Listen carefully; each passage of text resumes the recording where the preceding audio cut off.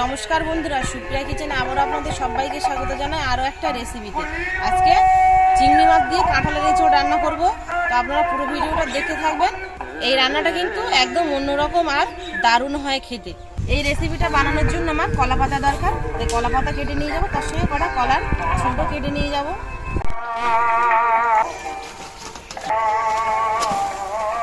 কলা পাতা কেটে নিয়েছি আর কলার ছোট কেটে নেব। কলার সাইডের এই ছোট সরু করে কেটে নেব। কলার ছোট আর কলা পাতা কেটে নিয়েছি। এবার যাব রান্নাঘরের দিকে। সব কিছু গুছিয়ে রান্নাঘরে চলে এসেছি। এবার উনুনটা ধরিয়ে আগে কাঁঠালটা পুড়িয়ে নেব। কাঁঠালটা আগে থেকে ধুয়ে নিয়েছি। কাঁঠালটা ফুটে থাকুক, এ সাইডে আমি কিছু মশলা বেটে নেব। কাঁঠালের গায়ে কিন্তু অল্প একটু সরষের তেল মাখিয়ে নিয়েছিলাম, তাহলে কি আগুনটা তাড়াতাড়ি কাঁঠালের গায়ে ধরে নেবে। কাঁচা লঙ্কা আর রসুন নিয়ে নেব, কালো সর্ষে আর সাদা সর্ষে একসাথে বেটে নেব।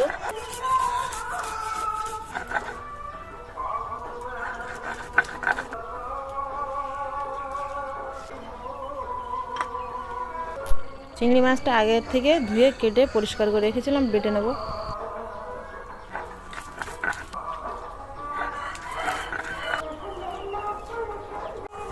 কাঁঠালটা এরকম পুড়ে কালো হয়ে গেছে আর পুড়েও গেছে। কাঁঠালটা এবার তুলে নেব।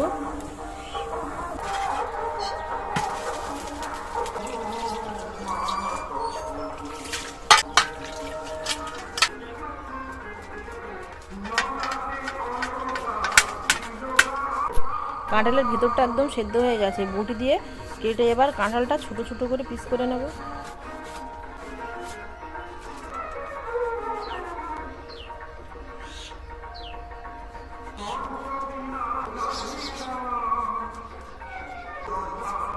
বাইরে সবুজ অংশটা পুরোটাই কেটে বাদ দিয়ে দেবো। কাঁঠালটা একদম সেদ্ধ হয়ে গেছে, দেখুন হাত দিয়ে চাপ দিচ্ছি, এই যে ছাড়িয়ে যাচ্ছে।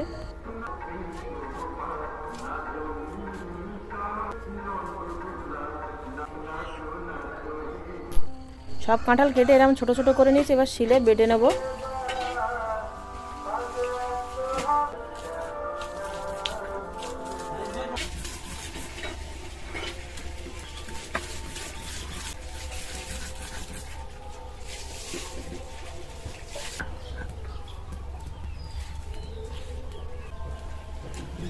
মোচাটা বেটে নিয়েছি। এবার এই মোচা বাটার মধ্যে আরো কিছু উপকরণ দিয়ে আমি মিশিয়ে নেব।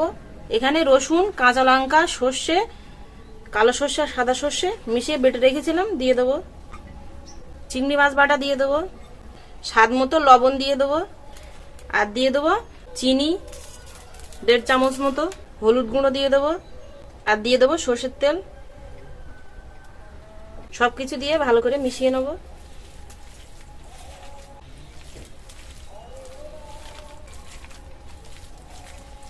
সবকিছু দিয়ে ভালো করে মিশিয়ে নিয়েছি। এবার চাপা দিয়ে রেখে দিয়ে কলা পাতাটা একটু সেঁকে নেব। কলা পাতাটা ধুয়ে এরকম ছোট ছোট করে কেটে নিয়েছি। এবার এই কলা পাতা একটু তেল মাখিয়ে নেব, সর্ষের তেল।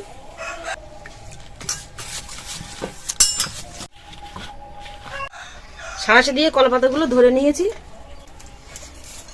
কলা পাতাগুলো এইভাবে সেঁকে নেব।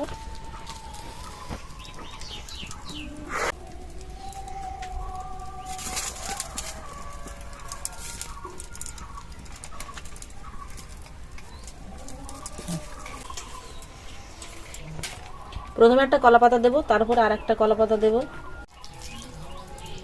মোচার পেস্টটা দিয়ে দেবো।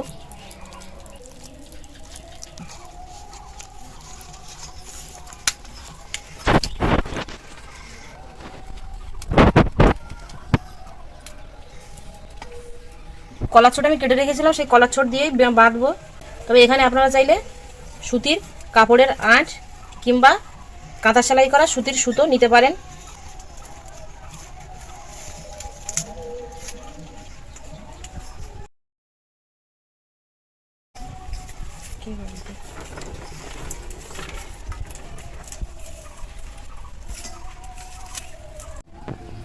এবারে বাড়তি অংশটা কেটে দেবো, এটা আবার পরে আর একটা কাজে লাগাবো।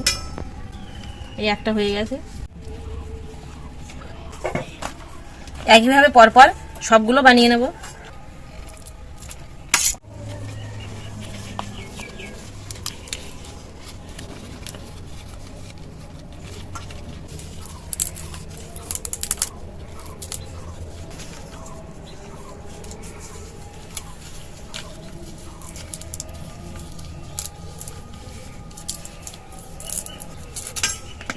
এঁচোড়ের ভর্তা পাতুরি সবগুলো বানিয়ে নিয়েছি। এবার উনুন ধরে আবার কড়াটা বসিয়ে দিয়েছি, কড়াই সেঁকে নেব। কড়া গরম হয়ে গেছে, দিয়ে দেবো সরষের তেল। এগুলো বসিয়ে দেবো।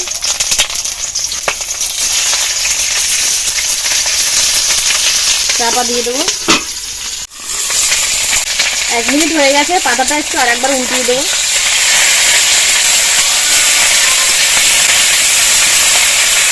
চাপা দিয়ে দিয়ে হালকা আঁচে এইভাবে উল্টিয়ে উল্টিয়ে খানিকক্ষণ ভেজে নেব। চাপা দিয়ে দিয়ে মিনিট 10 মতো আমি ভেজে নিয়েছি। এবার নামিয়ে নেব। পাতুরিগুলো হয়ে গেছে। ভর্তা পাতুরিটা একটু ঠান্ডা হয়েছে। এবার আমি এই যে ভাত নিয়েছি, ভাত দিয়ে খাবো, দেখবো কেমন হয়েছে।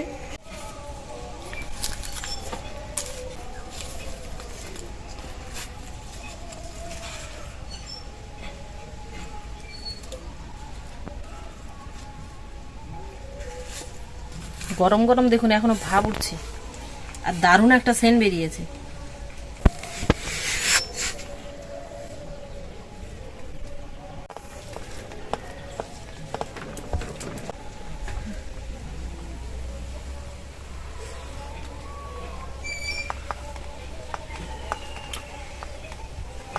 সত্যি অসাধারণ হয়েছে এই যে কাঁঠালের এঁচোড়ের ভর্তা পাতুরি।